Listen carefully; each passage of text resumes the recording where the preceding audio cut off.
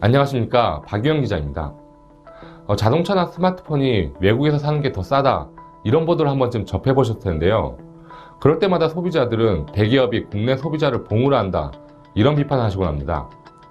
2012년에 소비자 시민 모임이라는 시민단체가 비교한 결과를 보면요, 삼성 스마트폰 갤럭시 S가 국내에선 99만 4,400원에 팔리는 반면 미국에선 73만 6,650원에 팔리는 것으로 나타났습니다. 국산차의 경우도 미국 판매 가격이 국내보다 20에서 30%가량 저렴한 것으로 알려져 있습니다. 왜 이런 일이 벌어지는 걸까요? 해외회사 전문 업체인 A사는 최근 고객 10명을 모아 미국 로스앤젤레스 딜러를 통해 자동차 공동 구매를 진행 중입니다. A사는 미국에서 차량을 선적해 다음 달 말 고객에게 인도할 것이라고 전했습니다. 이 밖에도 자동차 역수입을 추진하는 업체는 10여 곳에 달하는 것으로 알려졌는데요. 역수입이 추진되는 건 운송료와 세금을 물어도 내수용보다 싸다는 계산 때문입니다.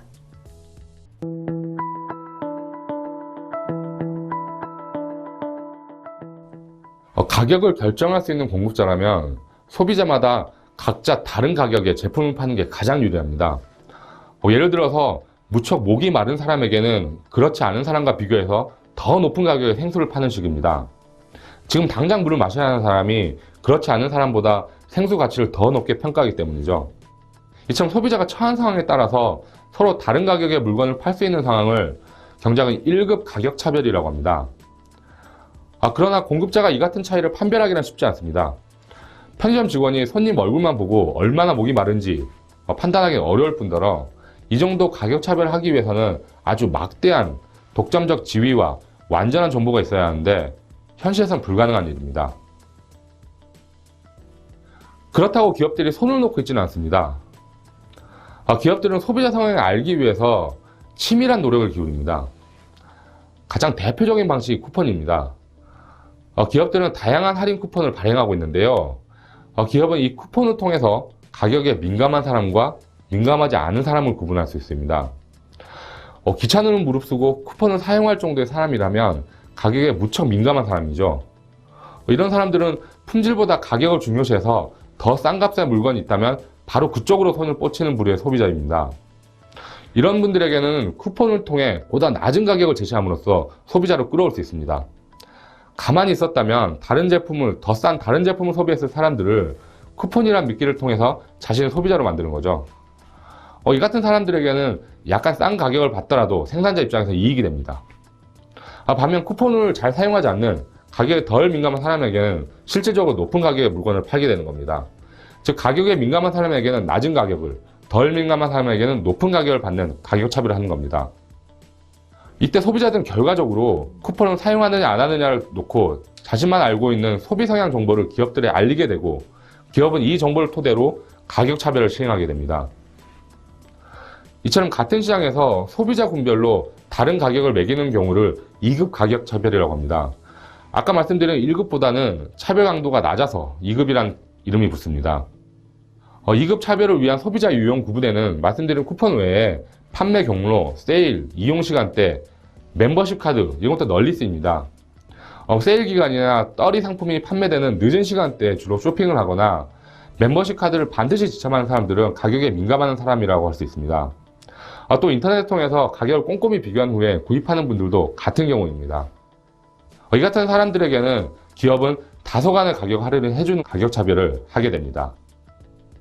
지금까지 설명드린 1급과 2급 가격 차별의 공통점은 한 시장 내에서 소비자별로 서로 다른 가격을 매기는 상황을 나타냅니다. 반면 지금부터 설명드릴 3급 가격 차별은요, 시장을 분리하는 것이 가능할 때 시장별로 서로 다른 가격을 매기는 상황을 의미합니다. 1급과 2급에서는 기업이 소비자 성향을 알기 위해 어떤 노력을 기울여야 합니다.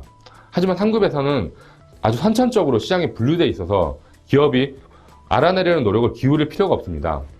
대표적인 것이 수출시장과 자국시장입니다.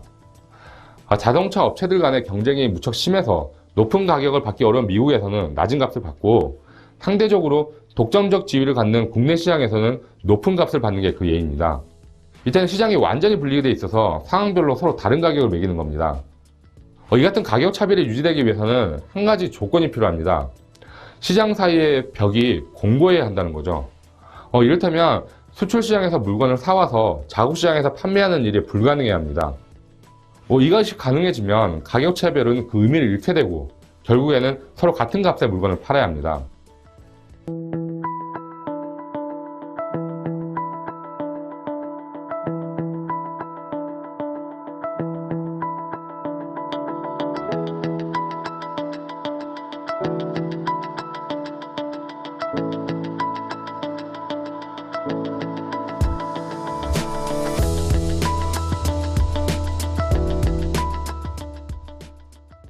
그런데요.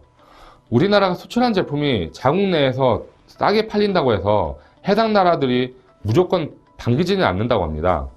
오히려 각 나라들은 외국 업체가 지나치게 싼 값의 물건을 파는 행위를 덤핑이라는 이름으로 규제하고 있습니다. 이 덤핑으로 규제하는 것은 자국 산업을 보호하기 위한 행동인데요. 덤핑이 일어나면 자국 업체들은 수지를 맞출 수 없어 생산을 접게 되고요. 이는 해당국의 관련 산업을 소멸시켜 버릴 수도 있습니다. 우리나라와 일본 업체의 공습으로 큰 위기를 겪고 있는 미국 자동차 업체들이 대표적인데요. 이에 따라 미국 정부는 외국 업체들이 혹시라도 자동차 가격을 지나치게 낮춰 판매하지 않는지 수시로 점검을 하고 있습니다. 바로 이 문제 때문에 우리나라 정부는 우리나라 기업이 수출 가격과 수입 가격을 차별해 받는 것을 제대로 단속하지 못합니다. 우리나라 판매 가격이 미국 판매 가격보다 더 비싸다는 이유로 국내 업체를 처벌했다고 해보겠습니다. 이는 곧 우리 정부 스스로 우리 기업의 덤핑을 밝혀내는 꼴이 됩니다. 그러면 미국 정부는 이를 굳이 삼아서 국내 업체에 덤핑 혐의를 씌워서 처벌할 수 있습니다. 우리 기업의 국제 경쟁력을 고려할 때 무척 우려스러운 일이죠. 결국 국내외 가격 차별을 정부더러 시정해달라고 얘기하기는 어렵습니다. 대신 국내외 가격 비교를 하는 등 지속적인 소비자 운동이 필요합니다. 정부는 이 소비자 운동을 돕고 있습니다. 이를 통해서 비판의 목소리가 높아지면 국내 가격을 지나치게 높게 설정하기 어렵게 되죠. 감사합니다.